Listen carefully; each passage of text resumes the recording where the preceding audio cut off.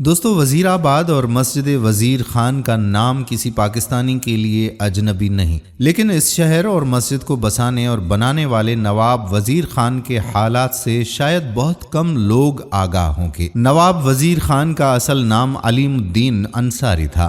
وہ پنجاب کے ایک معمولی سے گاؤں میں جو وزیر آباد کے قریب ہی واقع تھا ایک معمولی درجے کے حکیم تھے۔ اس گاؤں میں اور بھی حکیم موجود تھے جن کی حکمت حکیم صاحب کے مقابلے میں خوب چلتی تھی، اس لیے وہ خوب خوشحال تھے۔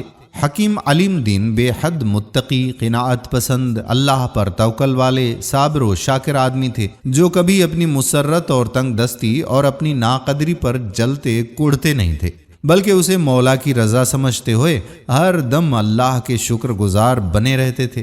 حکیم صاحب کی بیوی اس صورتحال پر ہمیشہ شاکی رہتی تھیں، ان سے لڑتیں اور جھگڑتیں اور اکثر ان کی کتابیں اٹھا کر گھر سے باہر پھینک دیتیں کہ کیا فائدہ تمہارے اس حکمت کا جو گھر کا چولہا بھی نہیں جلا سکے۔ نیک دل حکیم صاحب جواباً بیوی سے الجھنے کے انہیں صبر و شکر کی تلقین کرتے، اچھے دنوں کی امید دلاتے جو آ کر ہی نہ دے رہے تھے۔ ایک مرتبہ حکیم صاحب کے گھر کئی دنوں تک چولہا نہ جلا، ان کے خاندان پر فاقے گزرنے لگے اور ان کی بیوی کے تانے دراز ہوتے گئے تو حکیم صاحب شدید آزردگی کی حالت میں گاؤں کی مسجد میں جا کر بیٹھ گئے۔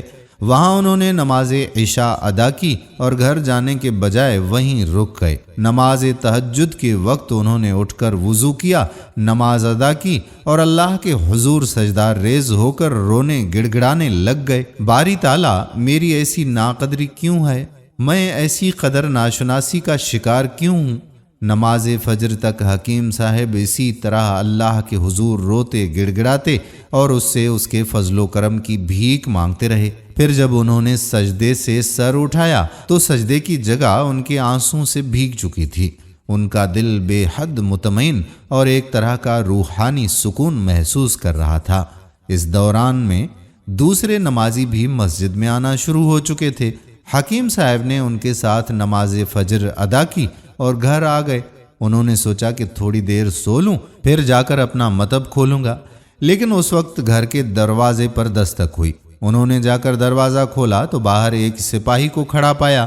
اس نے ان سے کہا کہ ان کا لشکر کا سالار شدید پیٹ درد میں مبتلا ہو گیا ہے، وہ چل کر اسے دیکھ لیں۔ حکیم صاحب سمجھ گئے کہ سالار در حقیقت درد کولنچ میں مبتلا تھا۔ انہوں نے ضروری دوائیاں ساتھ لیں اور سپاہی کے ہمراہ لشکر گاہ پہنچ گئے۔ سالار اپنے خیمے میں بستر پر پڑا بری طرح سے درد سے تڑپ رہا تھا۔ حکیم صاحب نے اسے اپنی دوا استعمال کروائی۔ تھوڑی ہی دیر میں اس کی حالت سنبھلنی شروع ہو گئی، یہاں تک کہ اس کا درد جاتا رہا اور وہ بستر پر اٹھ کر بیٹھ گیا۔ اس نے حکیم صاحب کا شکریہ ادا کرنے اور ان کی حکمت کو سراہنے کے ساتھ انہیں اشرفیوں کی ایک تھیلی بھی دے دی۔ حکیم صاحب اللہ کی اس مہربانی پر ممنون و مشکور، مسرور و شاداں اپنے گھر کو واپس آ گئے۔ انہوں نے اپنے اہل خانہ کو تمام قصہ سنایا اور انہیں اشرفیوں کی تھیلی دکھائی اور کہا کہ انہیں اپنا گاؤں چھوڑ کر کسی بڑے شہر چلے جانا چاہیے، وہاں وہ اپنا مطب کھول لیں گے۔ ممکن ہے کہ وہاں ان کی حکمت خوب چل نکلے، اور ان کی بیوی نے ان کی اس تجویز کو پسند کر لیا۔ چنانچہ یہ طے ہوا کہ چند دنوں کے بعد وہ رخت سفر باندھ کر کسی بڑے شہر روانہ ہو جائیں گے۔ لیکن اسی شام لشکر کے سالار کی طرف سے ایک سپاہی اس کا پیغام لے کر پہنچ گیا کہ حکیم صاحب فوراً اپنا رخت سفر باندھ لیں اور اپنے خاندان کے ساتھ لشکر کے ہمراہ دارالحکومت آگرہ چلنے کے لیے تیار ہو جائیں۔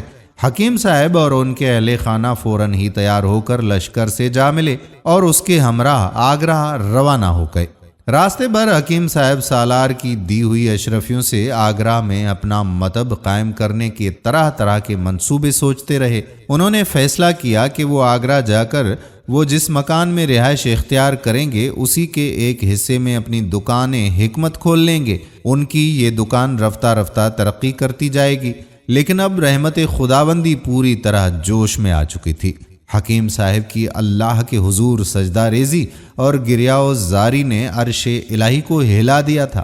جو ہی یہ لشکر آگرہ پہنچا انہیں اطلاع ملی کہ نور جہاں بادشاہ بیگم شدید عرق النساء میں مبتلا ہے، کئی دنوں سے ہلنے جلنے چلنے پھرنے سے معذور بستر پر پڑی ہیں۔ شاہی اتباع اور دیگر حکماء کی دوائیں اور تدبیریں کوئی کام نہیں کر رہی ہیں۔ یہ اطلاع پاتے ہی نووارد لشکر کا سالار شہنشاہ جہانگیر کی خدمت میں حاضر ہوا۔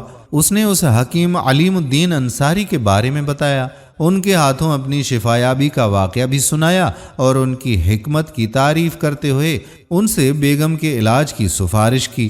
جہانگیر پہلے ہی اپنی محبوبہ ملکہ کی علالت پر بے حد پریشان اور ہر قسم کے علاج معالجہ کے لیے تیار تھا۔ فوراً راضی ہو گیا اور حکیم صاحب کو بلوا کر انہیں ملکہ کے علاج کا حکم دیا۔ حکیم صاحب نے ملکہ کی فسد کھلوائی، فاسد خون نکالا، ضروری ادویات وغیرہ دیں، غذا اور پرہیز بتایا۔ اللہ کی قدرت سے چند ہی دنوں کے اندر اندر بادشاہ بیگم مکمل صحتیاب ہو کر بستر سے اٹھ کر چلنے پھرنے لگیں۔ اسی مسیحائی پر جہانگیر نے حکیم صاحب کو نہ صرف بھاری انعامات اور کرامات سے نوازا بلکہ وزیر خان کے لقب سے سرفراز کرتے ہوئے انہیں شاہی طبیب کا عہدہ بھی عطا کر دیا۔ پھر انہیں 5000 منصب، ایک شاندار محل، نوکر چاکر، ہاتھی گھوڑے بھی عطا کیے۔ یوں حکیم صاحب کے ہاں دولت کی ریل پیل ہو گئی۔ ان کی بیوی جو پہلے ہر دم ان کی ناکام حکمت پر نالاں، تنگ دستی پر شکوہ سنج رہتی تھیں، اب بڑے شان کی زندگی گزارنے لگیں۔ ان کے بچے عیش و آرام سے رہنے لگے، لیکن اس کایا پلٹ کے باوجود حکیم صاحب کے عجز و انکساری، شکر گزاری، تقوی اور دینداری میں کوئی فرق نہیں آیا۔ انہوں نے اپنا دامن ہمیشہ امیرانہ زندگی کی آلودگی سے بچا کر رکھا اور اپنے آپ کو نیکی اور بھلائی کے کاموں کے لیے وقف کر دیا۔ انہوں نے بے شمار مساجد، مدرسے، سرائیں، سڑکیں اور پل تعمیر کروائے، بیواؤں اور یتیموں کے وظائف مقرر کیے، نیکی کے ہر کام کے لیے ان کے ہاتھ ہمیشہ کھلے رہے۔ پھر جہانگیر کے بعد شاہ جہان تخت آگرہ پر رونق افروز ہوا۔ اس نے بھی حکیم صاحب کی بے حد قدر افزائی کی، انہیں 7000 منصب اور جاگیر عطا کی۔ اب حکیم صاحب کی شان و شوکت میں اور بھی اضافہ ہو گیا۔